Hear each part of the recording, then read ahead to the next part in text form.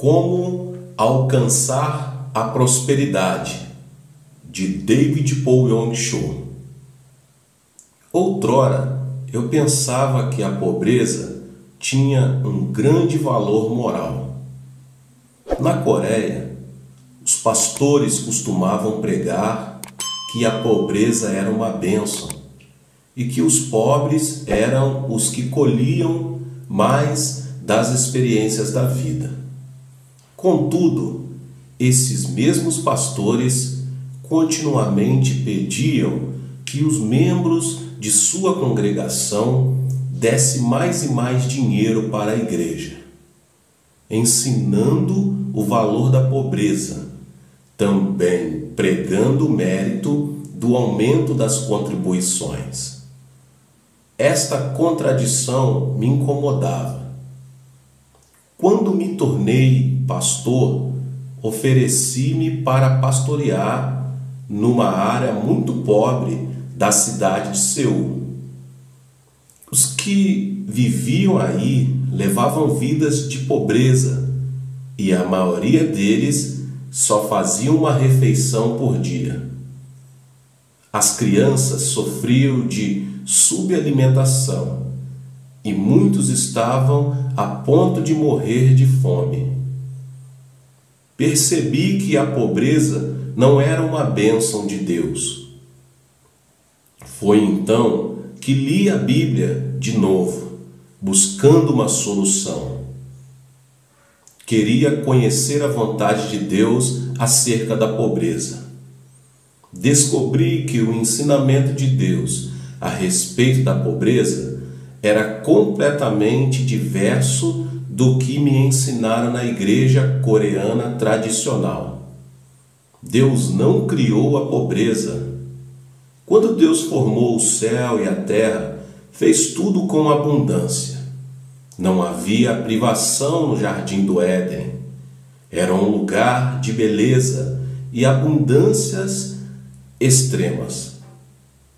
Então, Adão e Eva pecaram, e com o pecado veio o juízo. Adão e Eva foram expulsos do jardim da abundância. A serpente, instrumento de tentação de Satanás, foi amaldiçoada e condenada a rastejar sobre o próprio ventre. A maldição de Eva foram as dores de parto. A terra foi amaldiçoada e Adão, juntamente com todos os homens, que depois deles se seguiriam, deviam trabalhar a terra com o suor do seu rosto. Veja Gênesis 3,19. A pobreza é resultado do pecado. Cristo veio ao mundo não somente para levar nossos pecados, mas também desceu a fim de livrar-nos da maldição do juízo. Cristo nos resgatou da maldição da lei, fazendo Ele próprio maldição em nosso lugar. Gálatas 3:13. E porque Cristo levou nossos pecados sobre a cruz, já não precisamos estar sob a escravidão. Podemos ser perdoados, libertos da maldição do pecado. Alguns tomam a pobreza terrena de Cristo como justificativa para a sua própria pobreza. Em muitas maneiras, Cristo foi pobre. Embora ele viajasse, um grupo de mulheres que o assistiam nas suas necessidades materiais, bem como a seus discípulos. A Bíblia afirma que Cristo foi pobre para que não precisássemos sê-lo. Pois conheceis a graça de nosso Senhor Jesus Cristo, que sendo rico, se fez pobre por amor de vós, para que pela sua pobreza vos tornasseis ricos. 2 Coríntios 8:9. Cristo deseja que seus filhos da fé sejam prósperos. Contudo, muitos não o são. falharam em reivindicar a promessa divina de prosperidade. Houve uma época em que os ingleses iam aos Estados Unidos em busca de fortuna. Nesse tempo, certo jovem inglês decidiu que ele também queria viajar para o Novo Mundo em busca de riqueza. Economizou o suficiente para comprar uma passagem de terceira classe em um navio e partiu para os Estados Unidos. Embora não lhe tivesse sobrado dinheiro para a comida, achava que sua aventura valia o sacrifício. Entrando no navio, desceu para a terceira classe. Na hora das refeições, ficava sozinho na escura cabine, imaginando o instante em que havia de chegar a Nova York. Mas esse instante foi atrasado por 2 semanas. Um furacão desviou o curso do navio e foram precisos 15 dias para que voltasse à rota original. No final dessas 2 semanas, o jovem estava morto de fome. Embora pudesse ver Nova York no horizonte, ele pensava: morrer de fome ou de castigo quando descobrirem no refeitório que não tinha dinheiro para pagar a comida não faz diferença alguma. De modo que, pela primeira vez, ele foi ao refeitório e pediu uma refeição completa. Devorou a comida como quem estivesse morrendo de fome. Pediu mais e comeu até satisfazer-se. Então voltou-se para o garçom, dizendo: a conta, por favor, preciso ver quanto foi. O garçom ficou a olhar para ele. Que tipo de conta deseja o senhor? Bem, replicou o jovem satisfeito, quero a conta de toda a comida que acabo de comer. Senhor, respondeu o garçom, ao comprar a passagem neste navio, comprou também as refeições de que precisaria durante a viagem. O senhor já pagou a conta. O jovem quase tinha morrido de fome. Contudo, havia pago a conta de toda a comida que desejasse. Muitos crentes agem como esse jovem. Recebem a passagem para o céu por meio da fé em Jesus Cristo. Pensam que mal podem chegar à salvação espiritual ao crer em Cristo. Mas nessa passagem há também a promessa de abundância. Cegos por seus próprios preconceitos, levam vida de escassez e a prosperidade parece-lhes algo impossível. Se você deseja tornar-se próspero, primeiro compreenda que Cristo já estabeleceu o fundamento. Por si mesmos, desejos de dinheiro, fama e prestígio jamais tocam o coração de Deus. Deus não concede bênçãos duradouras aos que têm somente aspirações egoístas. Quando comecei meu ministério, eu tinha motivos errados. Como resultado disso, passei por muitos períodos difíceis. Por causa deles, percebi a importância de motivação adequada e em tudo o que o cristão faz ou deseja fazer. Se você deseja ter prosperidade, examine o seu coração, a fim de descobrir os seus verdadeiros motivos. Você deseja prosperidade como um meio de produzir mais frutos, ser mais produtivo para Deus? Você realmente se importa pelo bem-estar espiritual dos outros e deseja usar a prosperidade como um canal a fim de trazer mais gente para o reino de Deus? O desejo apenas de dinheiro tem invadido até mesmo as fileiras dos ministros evangélicos. Vários evangelistas famosos têm vindo à Coreia. Lembro-me de um em particular. Um evangelista veio vários anos atrás, a fim de realizar em nossa igreja, a meu convite, uma série de conferências de uma semana de duração. Antes de sua chegada, lancei uma extensa campanha de anúncio, alertando a tantos quanto possível das conferências que se seguiam. Nas primeiras 2 noites, o evangelista pregou sermões acima da média. A grandes multidões e milagres aconteceram. Antes da reunião da 3ª noite, ele com firmeza asseverou: vou fazer a mala e partir imediatamente. O quê? Respondi espantado. Fizemos muita propaganda para estas reuniões. Você não pode partir. E os milhares de pessoas que vêm de todas as noites só para ouvir falar? Bem, respondeu ele, há uma maneira de eu ficar.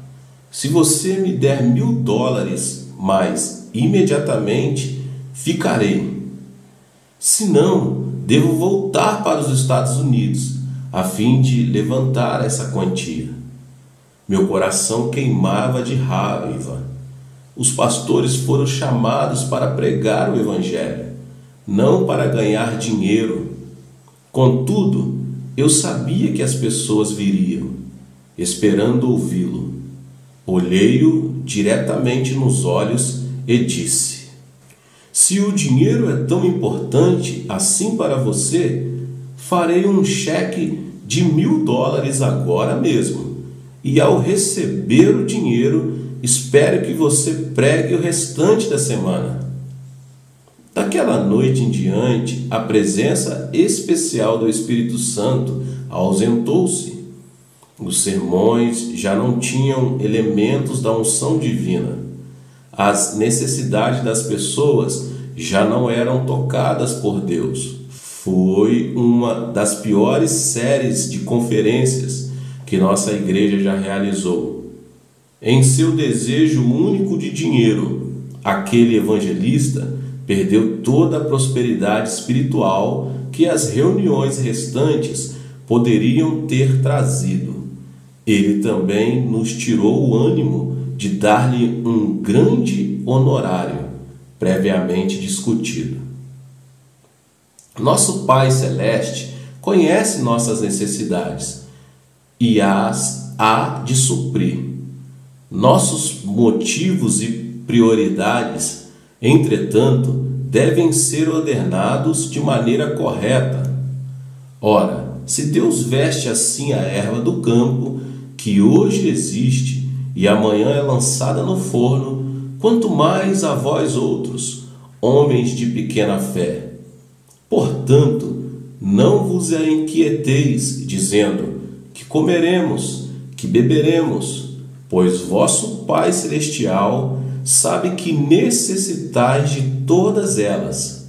Buscai, pois, em primeiro lugar o seu reino e a sua justiça, e todas estas coisas vos serão acrescentadas. Mateus 6, do 30 ao 33. Se você deseja tornar-se próspero, é importante que tenha motivação adequada. Coloque Deus em primeiro lugar em sua vida e ponha seus desejos primários na edificação do reino divino. Não sabeis que sois santuários de Deus e que o Espírito de Deus habita em vós? Se alguém destruir o santuário de Deus, Deus o destruirá. Porque o santuário de Deus, que sois vós, é sagrado. 1 Coríntios 3, 16 e 17. Deus chama o seu santuário de lar, o templo de Deus. Para valer alguma coisa, deve ter o Espírito Divino habitando em seu interior. O santuário sem o Espírito de Deus é como um edifício vazio, quase sempre usado para guardar coisas inúteis. Entretanto, se compreendermos que o propósito do homem é ser santuário de Deus, lar de Deus, então nossa perspectiva se ajusta. Então podemos, com maior clareza, compreender por que devemos ser motivados a colocar Deus primeiro em nossos desejos de sermos prósperos. Então podemos perceber que o Espírito Santo, que em nós habita, pode dirigir nossos caminhos para maior prosperidade. Havia certo homem de negócio que cria com firmeza na liderança do Espírito Santo. Antes de qualquer decisão importante, ele se fechava em seu escritório a fim de orar. Essas orações, pedindo a orientação, às vezes duravam de 10 minutos a 10 horas. Ainda quando pressionado por sócios que exigiam resposta imediata, esse homem de negócio recusava-se a confirmar qualquer decisão. Ele insistia em que primeiro devia receber orientação do Espírito Santo. Toda decisão importante que ele tomava, quer fosse comprar ações de uma firma específica, unir duas companhias, quer vender parte do seu negócio, era baseada na direção do Espírito Santo. Disse que ele nunca cometeu um erro em suas decisões importantes. Ele não apenas se tornou um dos homens mais ricos em seu ramo de negócios, mas seus conselhos eram altamente procurados. E tudo porque compreendia a importância da habitação do Espírito Santo em seu interior e da necessidade crucial de sua liderança.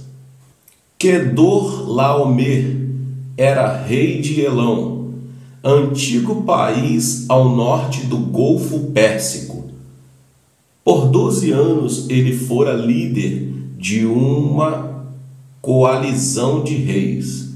Essa coalizão havia incluído as cidades de Sodoma e Gomorra, cidades da planície que alguns acreditam estarem situadas em um dos extremos do Mar Morto. Depois de 12 anos, muitos dos vassalos de Quedorlaomer, incluindo cidadãos da Sodoma e Gomorra, rebelaram-se. Gênesis registra uma rápida batalha entre Quedorlaomer e seus aliados contra os vassalos rebeldes. Quedorlaomer venceu e o agressivo rei confiscou tudo o que se movia: pessoas, animais, suprimentos e coisas de valor. Entre os cativos encontrava-se Ló, sobrinho de Abraão e cidadão de Sodoma. Quando Abraão ouviu que seu sobrinho havia sido levado cativo, imediatamente armou seus servos, cujo número eram mais de 300. Perseguiram os agressores e os venceram numa vitória notável. Recobraram tudo e todos foram trazidos com vida. Abrão voltou com a vitória viva em sua mente. Então Melquisedeque, rei de Salém, segundo alguns a antiga localidade de Jerusalém, trouxe a Abrão pão e vinho. Melquisedeque era sacerdote do Altíssimo, e ele abençoou a Abrão, dizendo: Bendito seja Abrão pelo Deus Altíssimo, que possui os céus e a terra. Bendito seja o Deus Altíssimo, que entregou seus adversários nas tuas mãos. E de tudo lhe deu Abraão o dízimo. Gênesis 14, 19 e 20. Depois de receber a bênção, Abrão deu a Melquisedeque o dízimo, o 10º de todos os bens que Abrão tomara. Mais tarde, Deus falou com Abrão em uma visão: Não temas, Abrão, eu sou teu escudo, e teu galardão será sobremodo grande. Gênesis 15, 1. Deus deu a Abrão a promessa de prosperidade e proteção. Neste relato, Melquisedeque representa um tipo de Cristo e Abraão tipificava nós, os crentes. Ao examinar a Bíblia, descobri que há muitas bênçãos no dízimo relacionadas com a lei universal do dar e receber. No mundo natural, prevalece o princípio do dar e receber. Se certo tipo de animal apenas recebesse vida e se recusasse a dá-la, sua espécie logo seria extinta. Tanto o mar da Galileia quanto o mar Morto recebem suas águas das montanhas do Líbano. O primeiro está repleto de seres vivos, pois a água é fresca e flui constantemente para o Rio Jordão. Ele recebe e dá, o que o torna uma fonte de abundância. O Mar Morto, contudo, faz jus a seu nome. Recebe águas das correntes das montanhas, mas não tem saída que dê curso à água. A água que chega até ele evapora-se lentamente, deixando o sal e outros minerais em forma sólida no seu leito. Nada pode viver em suas águas. Até mesmo no reino natural deve haver o dar e o receber. Tudo o que se recusar a dar tornar-se-á inútil e perecerá. Os fiéis patriarcas de Israel mostraram-nos que o dízimo, importante forma de dar a Deus, na realidade é fonte de tremenda prosperidade. Abraão deu o dízimo, Isaque e Jacó deram o dízimo. Examinando as vidas destes homens, percebemos que nunca sofreram os efeitos da pobreza por longos períodos de tempo. Eram homens ricos, todos eles passavam por várias provas e tribulações, mas nenhum deles morreu de fome e sempre tiveram bastante para dar aos outros. No livro do Gênesis há o relato de um voto que Jacó fez a Deus antes de sair do seu lar para ir viver com o tio. Se Deus for comigo e me guardar nesta jornada que empreendo, e me der pão para comer e roupa para me vestir, de maneira que eu volte em paz para a casa de meu pai, então o Senhor será o meu Deus, e a pedra que erigi por coluna será a casa de Deus, e de tudo quanto me concederes, certamente eu te darei o dízimo. Gênesis 28, 20 ao 22. Jacó conhecia a lei universal do dar e receber. Ele sabia que se desse o dízimo, Deus o abençoaria com a prosperidade. Mais tarde Deus fez do dar o dízimo um mandamento. Trazei todos os dízimos à casa do tesouro, para que haja mantimento na minha casa, e provai-me nisto, diz o Senhor dos Exércitos, se eu não vos abrir as janelas do céu, e não derramar sobre vós bênção sem medida. Malaquias 3,10. Dar o dízimo traz muitos benefícios para a nossa vida, especialmente as provisões de proteção e prosperidade. Se você der a Deus, Ele dará muito mais abundantemente para você. Dar o dízimo deve ser uma prática prioritária. e o dízimo deve ser tirado de sua renda total. Honra o Senhor com os teus bens e com as primícias de toda a tua renda, e se encherão fartamente os teus celeiros e transbordarão de vinho os teus lagares. Provérbios 3, 9 e 10. O dízimo, a 10ª parte de toda a renda, traz em si promessas de bênção e prosperidade. Muitos crentes, ao receberem seu salário, primeiro pagam as suas dívidas, então dão o dízimo do que lhes sobra. Isso, contudo, não é o dízimo genuíno. Ele deve ser as primícias da renda total da pessoa, dado para a glória de Deus. Deus respeita os fiéis que dão o dízimo desta maneira e os abençoa abundantemente. Outros acham que são eles que devem decidir a quem dar o dízimo. Enviam-no para alguma igreja pequena na roça, ou para uma família que passa necessidade. Este também não é o modo certo de dar o dízimo. O dinheiro do dízimo deve ser dado ao Senhor por meio da igreja local onde a pessoa assiste. Lembre-se que Abraão pagou o dízimo ao rico rei de Salém, e foi pela boca desse rei que Abrão recebeu as bênçãos de Deus. Onde quer que você receba o pão e vinho da palavra de Deus, lembre-se de daí pagar fielmente o dízimo de toda a sua renda. Se você não seguir o padrão que Deus estabeleceu para o dízimo, ele não será reconhecido. Você será incapaz de receber a bênção total de prosperidade que Deus deseja dar-lhe.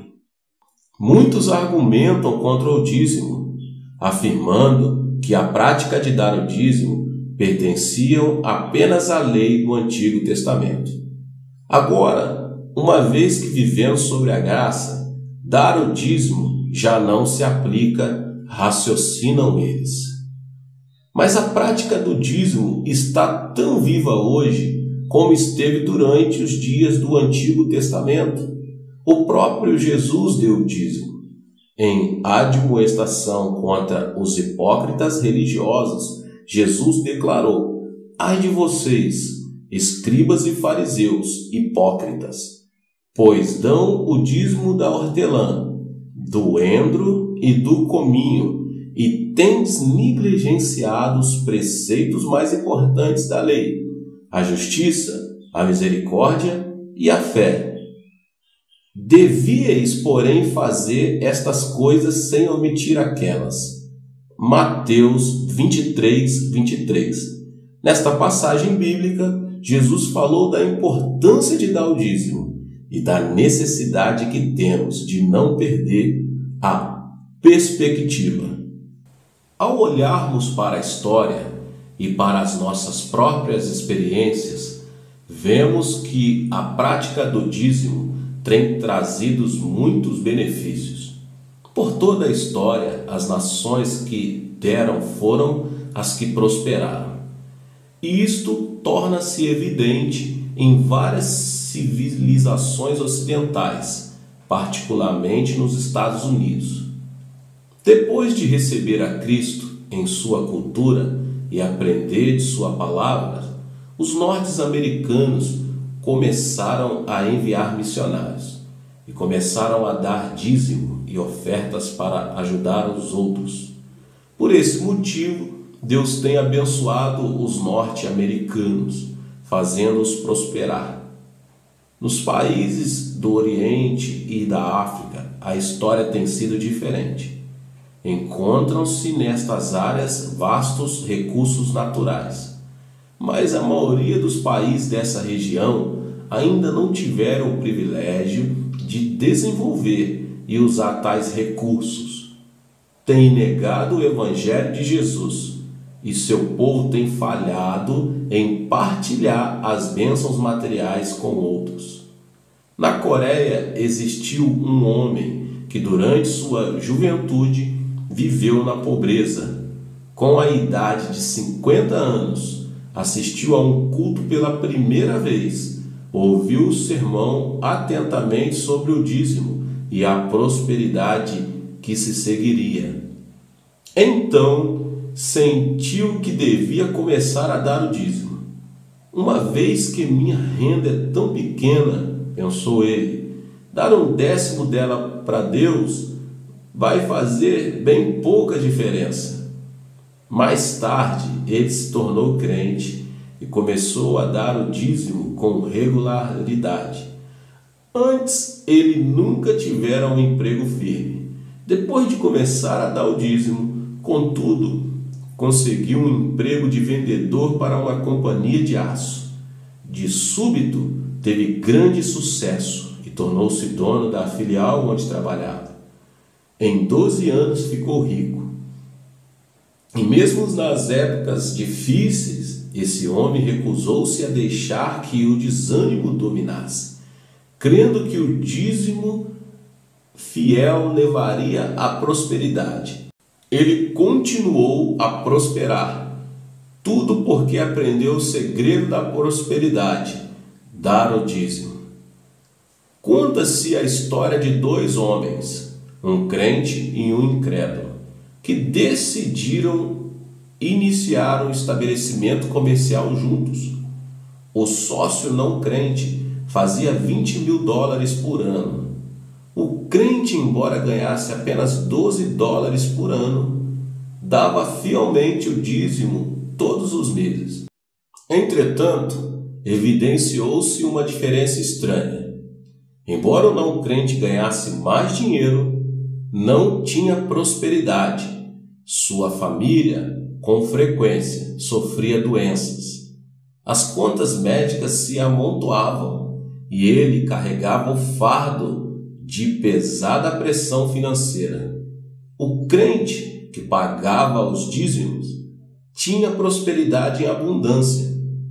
Abençoado não apenas em seu negócio, ele também tinha prosperidade de paz e harmonia em sua vida pessoal. Se você deseja tornar-se próspero, não negligencie o pagamento dos seus dízimos a Deus.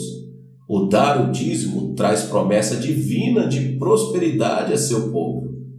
E esta prosperidade não se limita ao reino material. Deus também o abençoará com prosperidade de paz, alegria, saúde e harmonia em seu lar. Por meio da morte de Cristo na cruz, foi lançado o fundamento da prosperidade de cada crente. Nossas passagens para o céu não estão limitadas apenas à salvação espiritual, mas inclui também promessas de bênção e prosperidade, que devem ser reivindicadas pelos que possuem a fé que vem de Deus. O tornar-se próspero, em parte, é questão de motivação.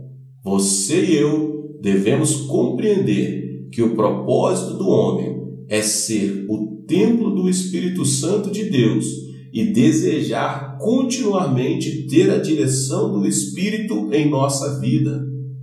Devemos colocar Deus em primeiro lugar em tudo o que fazemos, lutando primeiro para estabelecer ainda mais o reino de Deus.